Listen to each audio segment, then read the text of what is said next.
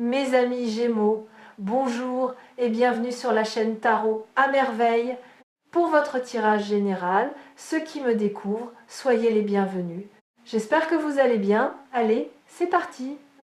Quelqu'un va ouvrir la bouche bientôt et les mots qui en sortiront vont traverser l'air entre vous et cette personne comme une flèche traverse le silence. Droit, précis, impossible à esquiver. Des mots que cette personne porte en elle depuis un temps que vous ne soupçonnez pas. Des mots qu'elle a répétés dans sa tête, murmurés dans le noir, tournés et retournés dans tous les sens en cherchant la formulation parfaite. Et ces mots, quand ils arriveront enfin, ne seront pas parfaits. Ils seront tremblants, maladroits peut-être, hésitants, mais ils seront vrais. Et la vérité, quand elle sort enfin d'une bouche qui la retenait depuis longtemps, a une vibration que rien d'autre ne possède. Je ne connais pas les mots exacts. Personne ne peut connaître les mots exacts avant qu'ils ne soient prononcés. Mais je connais leur empreinte énergétique, leur forme, leur poids, leur couleur, si les mots avaient des couleurs. Et aujourd'hui, je vais faire quelque chose que je n'ai jamais fait. Je vais déchiffrer ce message avant qu'il n'existe. Comme un traducteur face à un texte ancien dont l'encre apparaît lentement sous la lumière, lettre par lettre, mot par mot, jusqu'à ce que la phrase entière se révèle. Écoutez attentivement. Ce qui suit est pour vous. Le premier mot du message est un mot que vous n'entendez pas assez, un mot simple, court, presque banal dans la bouche de la plupart des gens. Mais dans la bouche de cette personne, adressée à vous, dans le contexte qui sera le sien, ce mot aura la puissance d'un séisme silencieux. Ce mot, c'est toi, toi. Pas les gens, pas on. Pas une généralité vague qui pourrait s'adresser à n'importe qui. Toi, spécifiquement, personnellement, irréductiblement, toi. Ce mot sera le premier parce que cette personne a besoin que vous compreniez dès la première syllabe que ce qu'elle s'apprête à dire ne concerne personne d'autre. C'est dirigé vers vous avec une précision qui exclut tout le reste du monde.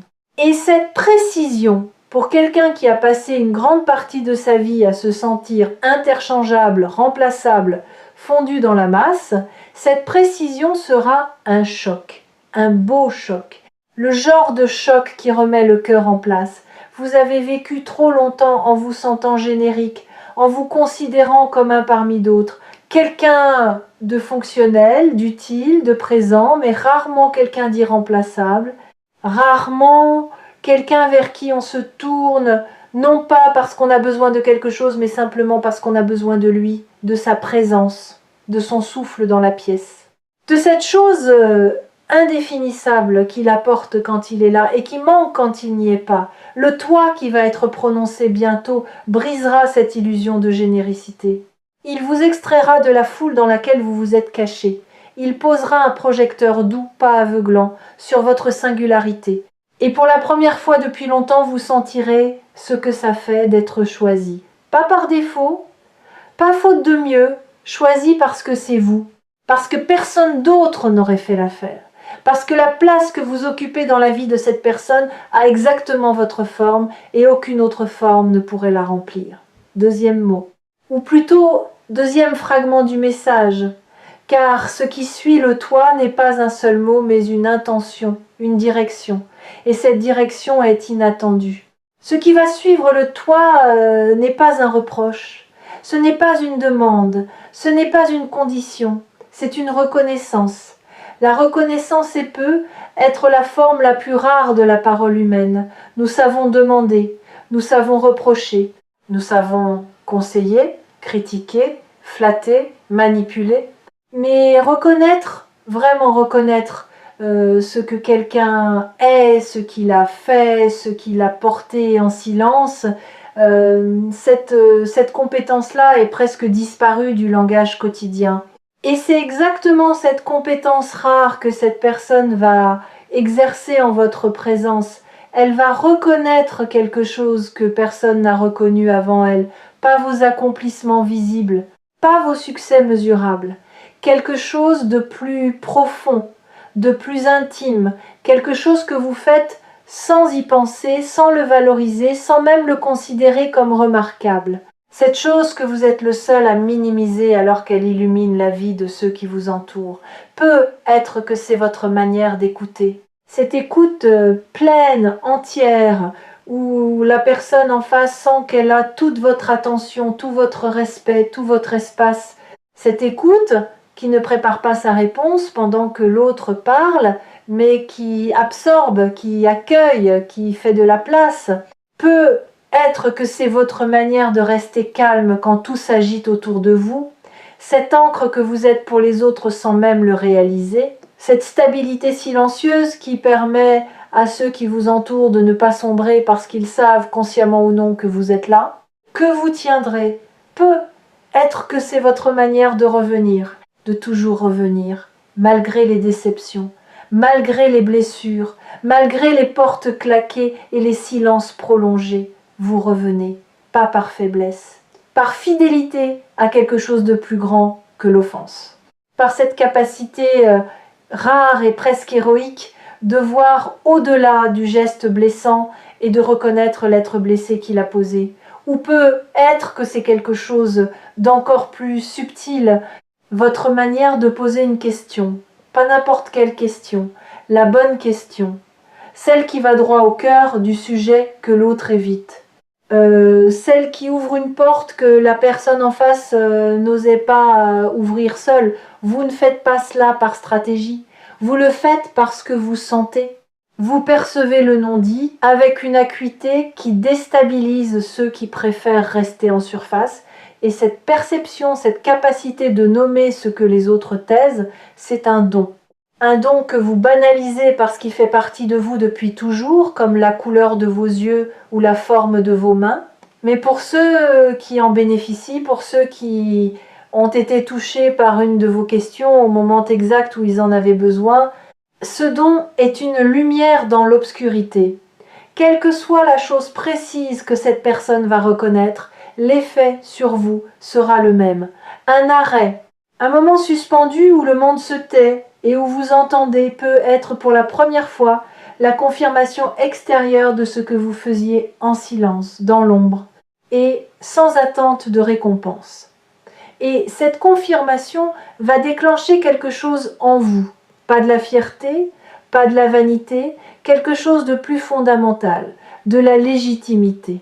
Le sentiment, soudain et irrésistible, que vous avez le droit d'occuper votre propre vie, que votre existence n'est pas un accident ou un fardeau, mais une contribution, que vous ajoutez quelque chose au monde, par le simple fait d'être qui vous êtes. Si vous êtes arrivé jusqu'ici dans cette lecture sur Tarot à merveille, c'est que quelque chose en vous est déjà en train de s'ouvrir à cette idée, l'idée que la reconnaissance arrive, que le silence dans lequel vous avez accompli tant de choses est sur le point d'être rompu par une voix qui dira enfin ce que vous aviez besoin d'entendre. Troisième fragment du message. Celui-ci est le plus surprenant, parce qu'il contient un aveu, pas un aveu dramatique, pas une confession à genoux. Un aveu ordinaire, dit sur un ton presque désinvolte, comme si c'était une évidence, alors que pour vous ce sera une révélation.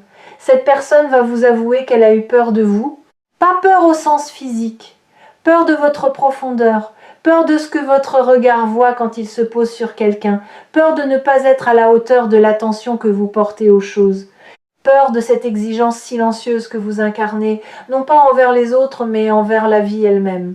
Vous avez une manière d'être au monde qui, sans le vouloir, élève le niveau, qui rappelle aux gens qui pourraient être plus vrais, plus présents, plus courageux.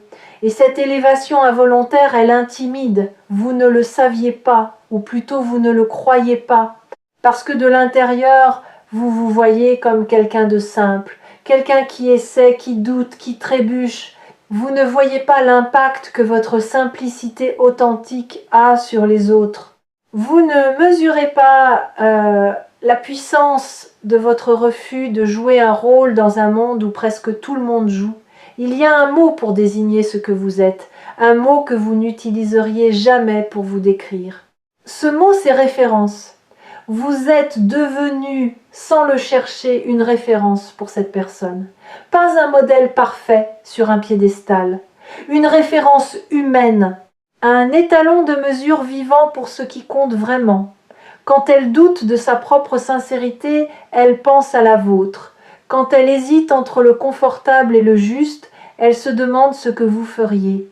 Quand elle est tentée de mettre un masque, elle se souvient de votre visage nu, sans filtre, et elle retrouve le courage de rester vraie. Vous êtes sa boussole, et elle va vous le dire, peut être pas avec le mot boussole, peut être avec ses propres mots, plus simples, plus hésitants.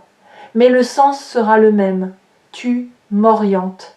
Par ce que tu es, pas par ce que tu dis. Par ta présence, pas par tes conseils, par ta manière d'exister qui me rappelle comment je veux exister moi aussi. Recevoir cette information va vous déstabiliser, parce que vous n'avez jamais pensé à vous en ces termes. Vous vous voyez comme quelqu'un qui navigue à vue, qui improvise, qui fait de son mieux sans jamais être sûr que c'est assez. Et apprendre que se faire de son mieux bancal et tâtonnant est devenu la lumière de quelqu'un d'autre, cela va redistribuer les cartes de votre propre perception. Cela va vous obliger à reconsidérer la valeur de votre quotidien, de vos gestes ordinaires, de votre existence simple, non pas en les dramatisant, en les reconnaissant enfin pour ce qu'ils sont. Des actes d'une beauté tranquille et profonde que vous étiez le seul à ne pas voir. Cet aveu va être un miroir, le miroir le plus clair qu'on vous ait jamais tendu.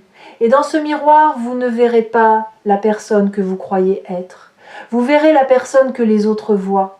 Et l'écart entre ces deux visions vous coupera le souffle dans le bon sens. De la manière dont le souffle se coupe face à un paysage d'une beauté inattendue.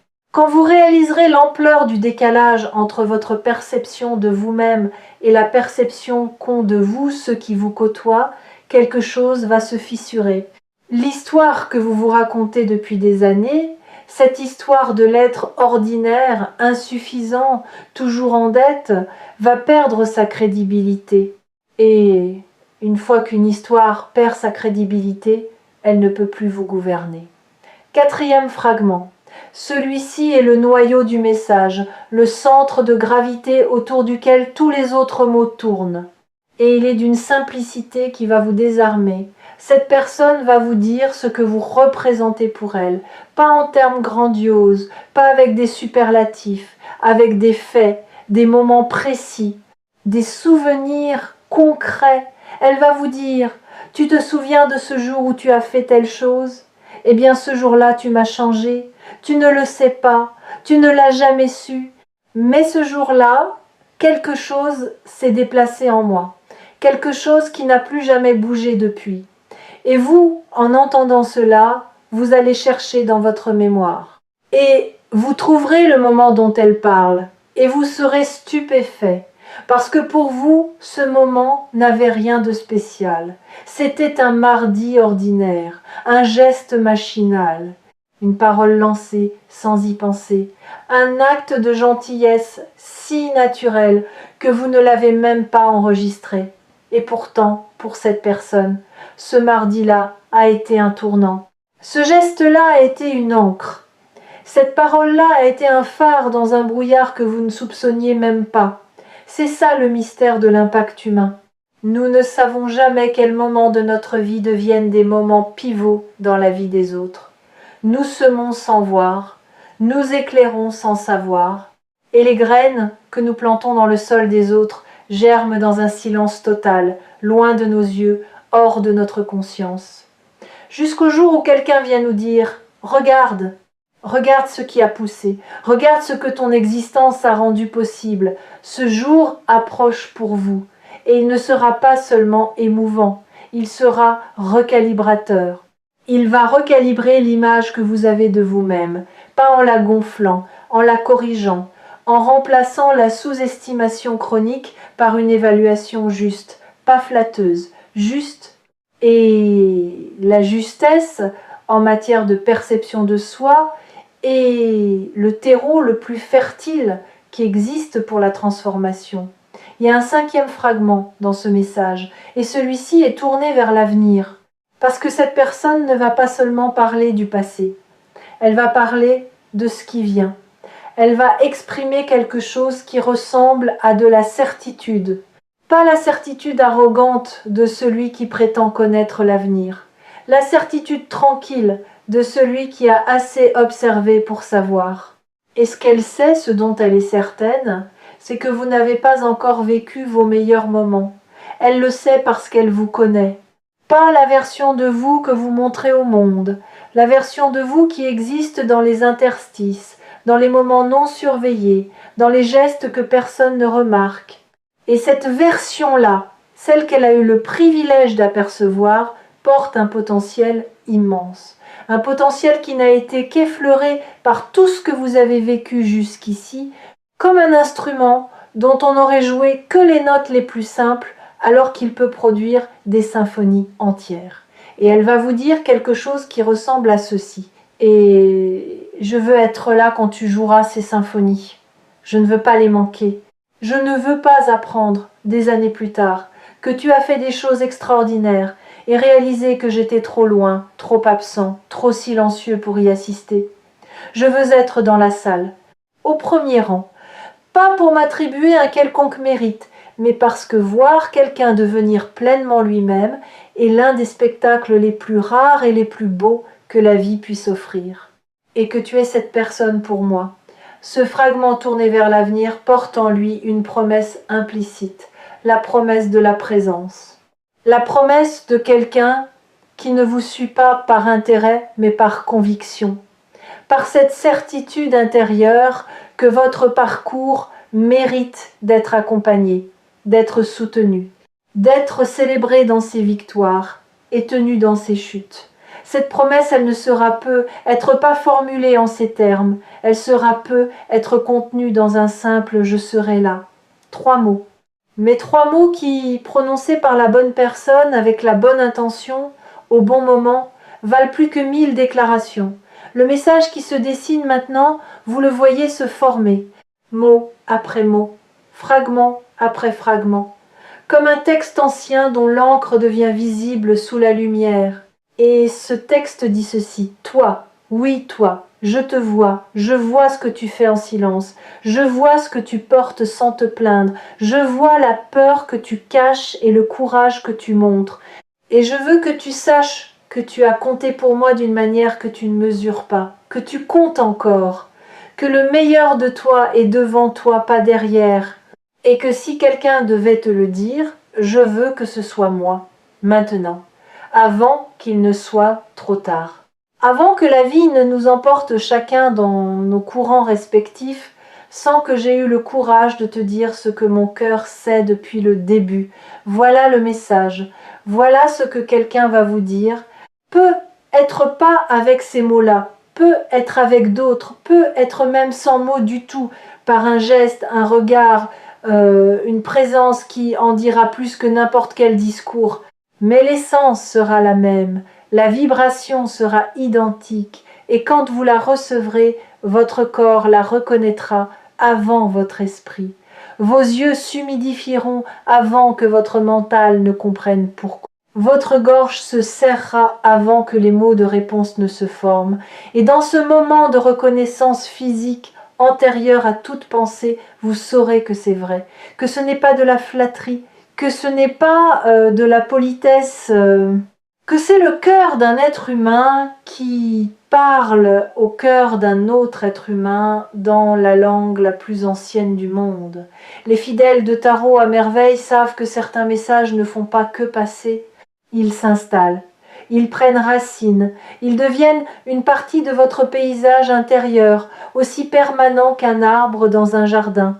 Ce message-ci est de cela. Il va s'installer en vous et y rester longtemps après que cette vidéo sera terminée, mais il y a un dernier élément que je dois aborder et il vous concerne directement. Pas cette personne, vous. Quand ce message arrivera, votre premier réflexe sera de le minimiser, de le réduire, de trouver des raisons pour lesquelles il n'est pas aussi significatif qu'il en a l'air. C'est votre mécanisme de défense le plus ancien. celui que vous avez développé dans l'enfance pour ne pas être déçu. Si vous ne croyez pas aux belles choses qu'on vous dit, elles ne peuvent pas vous être reprises. Si vous n'acceptez pas pleinement un compliment, sa perte ne vous blessera pas. Ce mécanisme vous a protégé pendant des années. Mais aujourd'hui, il est devenu votre geôlier. Il vous emprisonne dans une version de vous-même qui est trop petite pour contenir tout ce que vous êtes réellement. Regardez comment ce mécanisme fonctionne au quotidien. Quelqu'un vous complimente et vous répondez immédiatement « Oh, c'est rien » ou « N'importe qui aurait fait pareil ». Quelqu'un reconnaît votre talent et vous trouvez instantanément une raison pour laquelle ce talent ne compte pas vraiment. Quelqu'un vous dit qu'il vous admire et vous cherchez frénétiquement ce qu'il peut bien vous vouloir. Parce que l'idée qu'on puisse vous admirer gratuitement, sans arrière-pensée, vous semble littéralement incroyable. Ce réflexe de diminution automatique est devenu si naturel que vous ne le voyez même plus. Il fait partie de votre façon de respirer, de votre façon d'exister dans le monde. Et il a construit autour de vous un plafond invisible, un plafond qui limite votre croissance, vos ambitions, votre joie même, à un niveau que votre mécanisme de défense considère comme sûr. Tout ce qui dépasse ce niveau déclenche l'alarme et l'alarme se manifeste par la minimisation. Le message qui va vous être adressé va cogner contre ce plafond, fort, assez fort pour y laisser des fissures. Et à travers ces fissures, vous allez entrevoir peut-être pour la première fois ce qui existe au-dessus. Un espace où vous avez le droit d'être reconnu, où vous avez le droit de dire merci au lieu de c'est rien, où vous avez le droit de croire quelqu'un quand il vous dit que vous comptez. Alors voici ce que je vous demande. Quand les mots arriveront, quand cette personne ouvrira enfin la bouche pour vous dire ce qu'elle porte depuis si longtemps, ne minimisez pas, ne dites pas « mais non », ne détournez pas le regard, ne changez pas de sujet avec une blague nerveuse, ne faites aucune de ces choses que vous faites habituellement pour esquiver la lumière que quelqu'un braque sur vous. Restez dans le faisceau. Dans l'inconfort de la reconnaissance, dans cette sensation étrange et bouleversante d'être vu par quelqu'un qui a pris le temps de regarder au-delà de vos défenses, restez et recevez. Pas parce que c'est facile, parce que c'est nécessaire, parce que ce moment sera un avant et un après dans votre vie. Un point de démarcation entre la version de vous qui ne croyait pas mériter les belles choses et la version de vous qui commence lentement, timidement, mais irréversiblement, à accepter qu'elle les mérite. Ce que cette personne va vous dire n'est pas une gentillesse, c'est une vérité. Et les vérités, quand on les laisse entrer, transforment les fondations sur lesquelles repose toute notre existence. Elles changent la manière dont on se lève le matin, la manière dont on se regarde dans le miroir, la manière dont on traverse les jours difficiles, parce qu'on ne traverse plus en se demandant si l'on mérite d'arriver de l'autre côté. On traverse avec la certitude qu'au moins une personne sur cette terre sait exactement qui l'on est et ne nous en aime que davantage. Préparez votre cœur, pas en le blindant, en le déverrouillant. Desserrez les chaînes, soulevez les barricades, ouvrez les volets que vous gardez fermés depuis si longtemps. Et quand la lumière entrera, quand les mots se poseront sur vous comme une pluie tiède après des mois de sécheresse, laissez-vous mouiller, laissez-vous toucher, laissez-vous transformer. Revenez sur Tarot à merveille chaque fois que vous aurez besoin de vous rappeler que ce message existe, qu'il est en route, que quelqu'un, en ce moment même, cherche le courage de vous le livrer, et que ce courage, il le trouvera, parce que la vérité est plus forte que la peur, toujours. Sans exception, écoutez attentivement, les premiers mots sont déjà dans l'air, vous les entendrez bientôt et quand vous les entendrez, souvenez-vous de cette vidéo. Souvenez-vous que vous aviez été prévenu, que la surprise n'en est pas vraiment une, que votre cœur savait, bien avant votre tête, que quelqu'un avait quelque chose d'important à vous dire, quelque chose qui attendait son heure, quelque chose qui ne pouvait pas être dit plus tôt parce que ni vous ni cette personne n'étiez encore assez mûrs pour porter le poids de cette vérité, et que ce quelque chose va changer la couleur de tout ce qui suit.